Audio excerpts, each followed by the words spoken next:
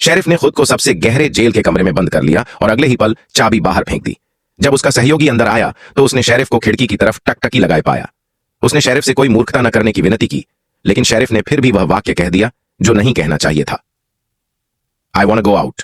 लेकिन भविष्य की इस दुनिया में यह दो शब्द कहना मौत को बुलाने के बराबर था। इंसान अब 1500 मीटर गहराई में बने बंकरों में रहते थे और वहां का एक खास नियम था, जो भी बाहर जाना चाहता था उसे जबरदस्ती सतह पर भेज दिया जाता था सफाई करने।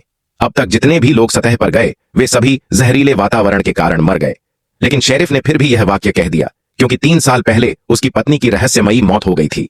उस दिन उसकी पत्नी ने रेस्तरां में चिल्लाकर कहा था कि बोनतै बाहर की दुनिया हरी भरी और खूबसूरत है, जबकि स्क्रीन पर दिखाए गए उजड़े और जहरीले परिदृश्य को सरकार ने जानबूझकर बदला था ताकि लोग हमेशा इस भूमिगत जेल में कैद रहें और बाहर जाने का ख्याल भी न करें। लेकिन जब किसी ने उसकी बात पर ध्यान नहीं दिया तो उसने गुस्से में वह मैंने मना ही आन वाला वाक्य बोल दिया। अब शेरिफ को अपनी पत्नी को खुद सतह पर भेजना पड़ा। बंकर के सभी लोग लाइव कैमरे के जरिए एली को बाहर जाते हुए देख रहे थे। जैसे ही एली बंकर से बाहर निकली उसने कैमरे पर जमी धूल को ऊन के टुकड़े से पोंछा और उत्साह में भर गई, यह सोचकर कि बाहर जीना संभव है। लेकिन जैसे ही उसने 2 कदम आगे बढ़ाए वह जमीन पर गिर गई और फिर कभी नहीं उठ पाई।